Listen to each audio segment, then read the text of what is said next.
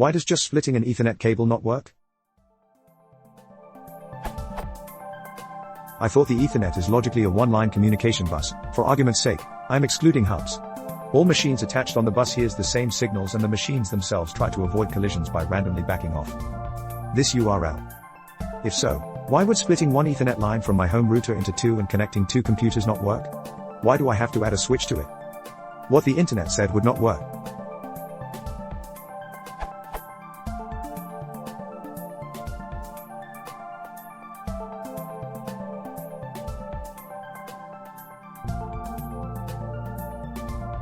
What the internet said I should do.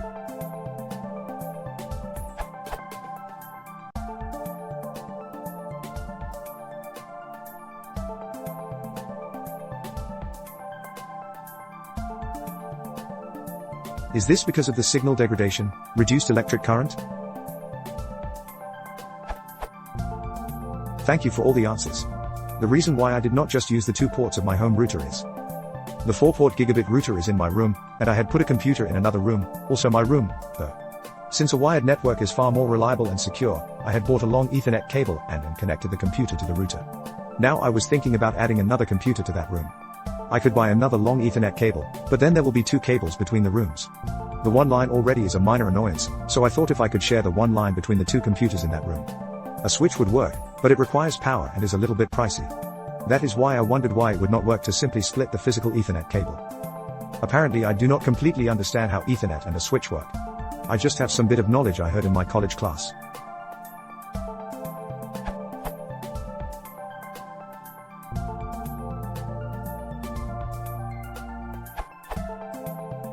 In 10 base T and 100 base TX, one pair of wires is used for transmitting, and one for receiving. That is, one pair is the pair the Ethernet host transmits on, and the hub or switch receives on, and the other pair is the pair that the hub/switch transmits on, and the Ethernet host receives on. If you split the cable with a simple passive splitter, you're hooking up those 2 Ethernet hosts, transmitter to transmitter and receiver to receiver. That's like holding the phone handset upside down and trying to speak into the speaker and listen to the microphone. It just doesn't work.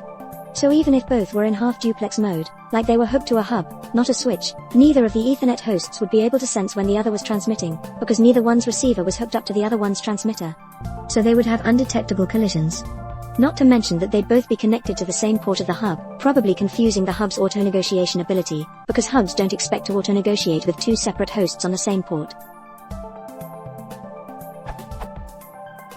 In many ways, things are even worse in your case of hooking them both up to a switch, because they could both end up thinking they can do full duplex, which means even more undetectable collisions, on what's supposed to be a collision-free link. Properly wired full duplex links can't possibly have collisions. With 1000 base T, gigabit Ethernet over Cat5 or better UTP copper cabling, the situation is even worse, because all 4 pairs of wires are used for both transmit and receive, simultaneous, full duplex, and the transceivers are sophisticated enough to enable that. But if you suddenly have a third party on the line transmitting and receiving all at the same time, it completely blows away the way the simultaneous bidirectional signaling scheme works. With 3 devices all transmitting at the same time, even when you subtract out your own transmission, you can't differentiate the other 2 devices' transmissions in the signal you're receiving. Some early flavors of Ethernet, such as 10 base 2 aka Thinet aka Cheapernet, featured a bus topology where all the hosts on the LAN literally shared the same wire, the same coaxial cable. Because the same wire was used for both TX and RX and there could be any number of hosts on the bus, it had to be half duplex. But a 10 base 2 transceiver was expecting it to be that way. And since all the transmitters and receivers were hooked up to the same wire, everyone could hear each other, unlike your split 10/100/1000 base T example.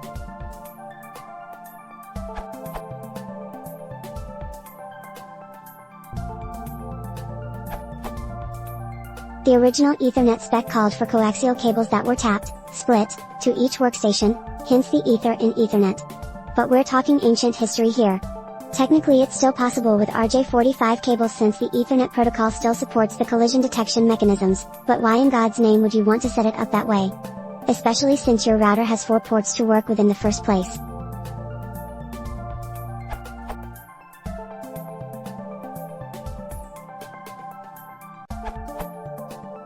I'm surprised I must disagree with Spiff, in a sense it does work. We were hunting the cause of excessive packet errors in the factory. Among other things, we found where some electrician had simply spliced a Y into a 100 base T network cable. The two computers involved sometimes had network errors, but since this persisted for a long time while the users used a program that was on the network and all its data, except stuff written to the temp directory, was on the network, I can conclusively say it's possible.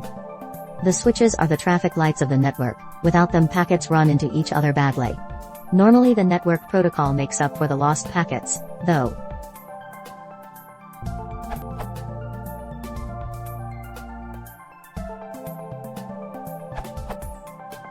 If your network is 100 base TX with a Cat5 cable, you can split the cable, but you do so by using an adapter to use all 4 pairs in your existing long Cat5 cable. Usually only 2 of the 4 pairs are used. So you'd need 2 very short patch cables at the router's end, 2 RJ45/Cat5 LAN splitters, and some longer patch cables at the computer's end. In the diagram below, Y signifies a splitter and an arrow signifies one Cat5 cable.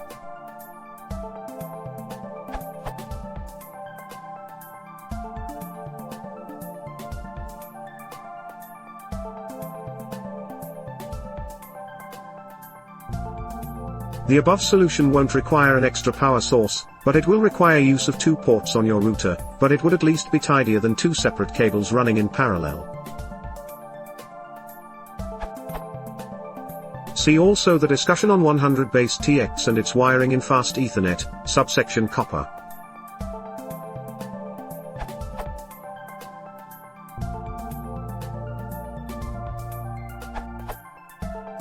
If one were to split a cable such that 2 devices receive inputs got data from the third device's transmitter, and the first 2 devices' transmitters fed the third device's receiver, then data transmitted by the third device might be received by the first 2, and it's even possible that the third device might hear data transmitted by one of the first 2, but reliability in either case would be poor.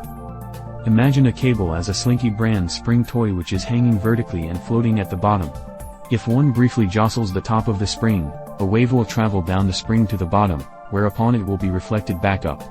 Fastening the bottom end to the floor won't solve the problem. It will reverse the polarity of the reflected wave, but the reflection will still be there. The only way to avoid a reflection at the bottom of the spring would be to have enough give to prevent a like phase reflection, but not so much give as to cause an anti-phase reflection. Internet cables operate much the same way. A device sends out pulses and expects that the other device will have just enough give to absorb them cleanly. Any place the characteristics of a cable change will cause reflections and other such unwanted effects unless proper measures are taken to prevent them. If packets are sufficiently short, and code waits long enough before sending a packet, then any reflections which were propagating through the cable have died down enough, it may be possible for some data to be sent through the cable. Since Ethernet communications generally don't include such delays, however, communications are apt to be unreliable. It's possible that a device might transmit, for example, the first 10 packets of data it wants to send, resulting in the first 2 being received and the rest being garbled by the first. The receiver might, upon receiving the second packet, hold off on acknowledging it until it decides no more data is coming immediately, conveniently not making that determination until after the noise has died down. Upon getting the acknowledgement from the second packet, the transmitter would send the third through 12 packets. Again, with only 2 of the 10 making it, the receiver would acknowledge the fourth, etc. Data might make it through, but slowly at best.